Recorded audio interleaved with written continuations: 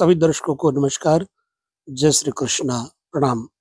सप्तम भाव किस विषय को लेकर के दर्शाता है, हम इस वीडियो में ये बताएंगे। चर्चा करेंगे कारकत्व पर। जो सप्तम भाव का कारकत्व है वो किस किस विषय के बारे में जाना जा सकता है। देखिए, सप्तम भाव दाम्पत्य जीवन के लिए विशेष रूप से प्रयोग में देखा जाने वाला घर होता है। पति या पत्नी, विवाह, काम इच्छा, दाम्पत्य सुख, विदेश यात्रा, रोग का उपचार, लोकप्रियता, खोई हुई वस्तु की प्राप्ति होगी या नहीं होगी, पुंसत्व बल और यौन रोग, काम संवेग, कूटनीति तथा विदेश में सम्मान और व्यापार वाणिज्य कुशलता, चोर का रंग रूप किस प्रकार का होगा, विदेश संबंधी मामले आदि को लेकर के यहां से विचार किया जाता है सप्तम घर से। तो वीडियो को समझने के लिए पूरा ध्यान पूर्वक देखिएगा। अगला जो विषय है यहाँ पर सप्तम भाव से स्त्री सुख योग के बारे में बताएगा। कब मिलता है स्त्री सुख योग? यदि सप्तमेश अपनी उच्च मूल त्रिकोण या स्वराशि में स्थित हो तो सुख स्त्री का पूरा मिलता है।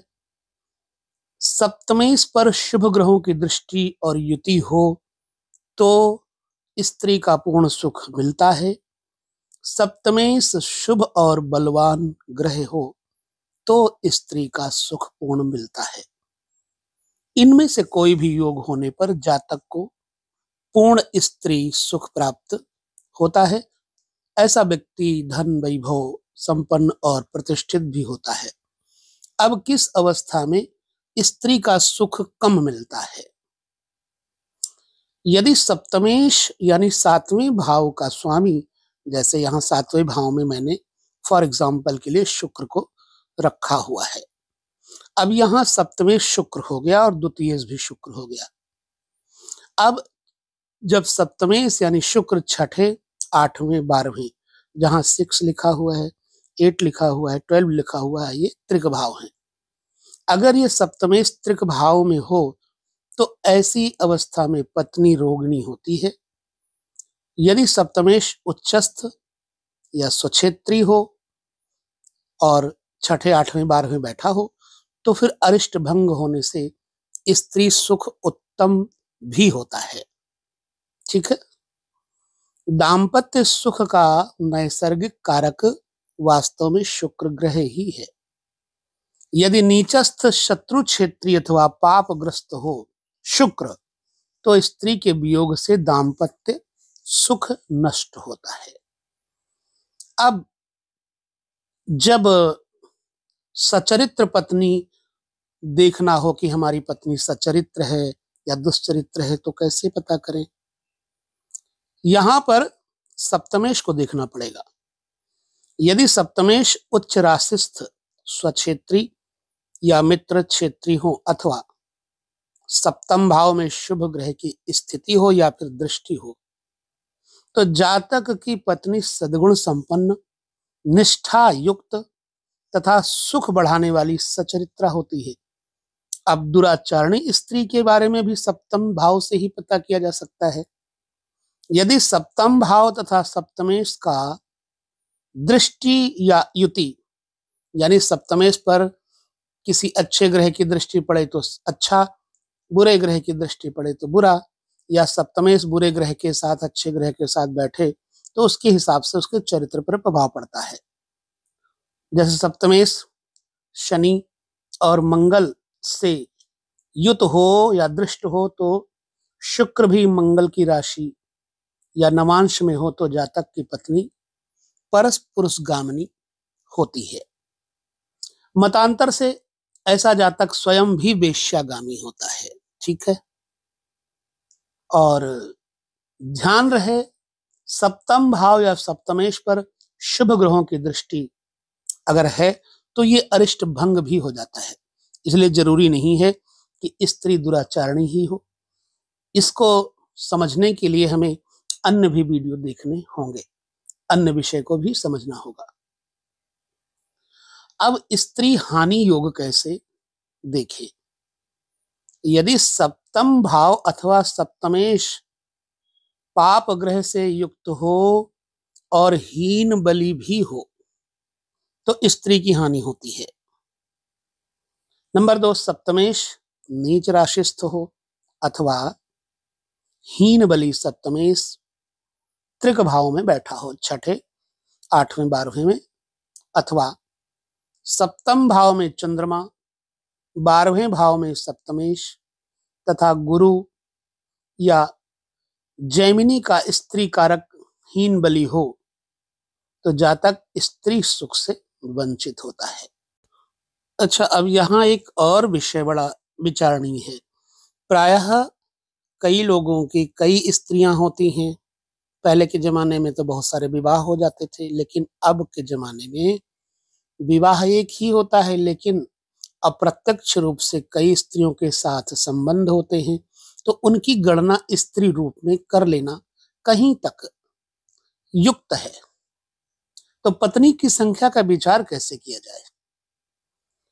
अब यहां सप्तमेश को देखना होगा। सप्तमेश अगर अपनी नीच राशि में हो, जैसे यहां पर तुला राशि है सप्तम में और यहाँ का स्वामी शुक्र है, और शुक्र की नीच राशि है कन्या, तो कन्या राशि में अगर हो तो नीच हो गया ना।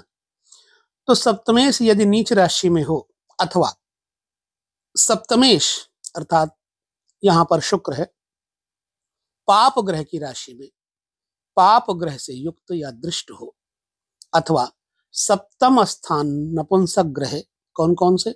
बुध शनि, यहां पर बुध शनि इनके नवांश में हो, इनमें से कोई योग पत्नी की हानि करके दूसरा विवाह भी करवाता है। सप्तम भाव में मंगल या शुक्र, चाहे मंगल या शुक्र इनमें से कोई भी, और साथ में शनि, मंगल या शनि या शुक्र शनि अगर सप्तम भाव में है और लग्नेश अष्टमस्थ हो, लग्न का स्वामी, तो जातक की 3 स्त्रियां होती हैं। अब चाहे प्रत्यक्ष हो चाहे अप्रत्यक्ष हो। देखिए, शुक्र का नियंत्रक उच्चस्थ शुक्र दुष्भाव राशि में तथा सप्तमेश बलि हो तो अनेक पत्नियां हो सकती हैं। यहां पर बहुत सारे विचार दिए जा सकते हैं, लिए जा सकते हैं। विवाह का समय, विवाह के बारे में विचार, और भी बहुत कुछ सप्तम भाव के कारकत्व से जाना जा सकता है। अब देखिए, यौन दुराचार के योग कब बनते हैं? सप्तम भाव में चंद्रमा, मंगल, शनि की युति है अगर, तो व्यक्ति यौन दुराचारी योग वाला होता है। पाप ग्रसित सप्तमेश द्वितीय 12वें भाव में हो, चाहे द्वितीय भाव में या 12वें भाव में हो, अथवा शुक्र आदि मंगल अथवा शनि की राशि या नवांश में स्थित होकर सप्तमस्थ हो, अथवा जैसे शुक्र मंगल की राशि में हो जाए और मंगल शुक्र की राशि में हो जाए, यही हाल नवांश में हो जाए और सप्तमस्थ हो, तो यौन दुराचार का योग होता है। सप्तम भाव पर मंगल तथा शनि की दृष्टि हो तो व्यक्ति यौन दुराचारी होता है।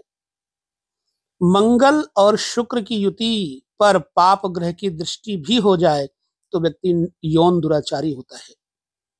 नवमेश नीचस्थ और पाप ग्रह से दृष्ट हो तो व्यक्ति यौन दुराचारी हो जाता है। सप्तमस्थ सूर्य पाप युक्त या पाप दृष्ट हो तो व्यक्ति यौन दुराचारी हो जाता है। इनमें से कोई भी योग यौन दुराचार की प्रवृत्ति दे सकता है। अब ये एक विषय विचारणीय है, क्योंकि ऐसा जीवन में प्रायः हम देखते हैं, संसार में इस प्रकार की घटनाएं होती हैं। तो किस ग्रह के कारण ऐसा होता है, उस विषय को लेकर हमने आपको सजग किया है। सुखी दाम्पत्य के योग जन्म कुंडली में कैसे देखें? सप्तम भाव या सप्तमेश का संबंध अगर द्वितीय अथवा 11वें भाव से हो तो विवाह के बाद जातक सुखी और संपन्न होता है।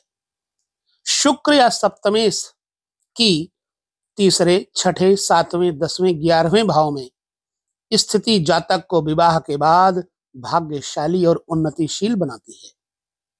सप्तमेश यदि सप्तम भाव में सुगृही हो तो जातक सुखी और भाग्यशाली होता है। लग्नेश सप्तमेश की युति भी सुखी दाम्पत्य जीवन देती है। सप्तम भाव में मंगल, शुक्र, राहु की युति हो अगर तो प्रेम विवाह दर्शाती है। मंदगामी ग्रह यदि सप्तम भाव में हो अथवा सप्तमेश से युति करे तो विवाह विलंब से होता है। सप्तम भाव या सप्तमेश पर शुभ ग्रह की दृष्टि सुखी दाम्पत्य जीवन का संकेत देती है। पांचवा सूत्र, शुक्र से सप्तम भाव पर शुभ ग्रहों की दृष्टि या युति है तो दाम्पत्य सुख बढ़ाती है। लग्नेश, धनेश तथा सप्तमेश यदि त्रिक यानी छठे, 8वें, 12वें भाव में हो तो जातक विवाह के बाद दुख और दुर्भाग्य को प्राप्त करता है। तो ये रहे कुछ योग जो सप्तम के कारकत्व पर हमने आपके साथ चर्चा की है, और इस विषय में जितनी बातें आपके साथ कही हैं आपके जीवन में कितना घटित होता है यह आप हमें अवश्य बताएं ताकि मनोबल बढ़े और हम आपको अन्य विषय भी देने का प्रयास करें। वीडियो में बस इतना ही। कैसा लगा वीडियो हमें अपनी टिप्पणी में जरूर बताएं। लेते हैं विदा। आप सभी से नमस्कार, जय श्री कृष्णा, प्रणाम।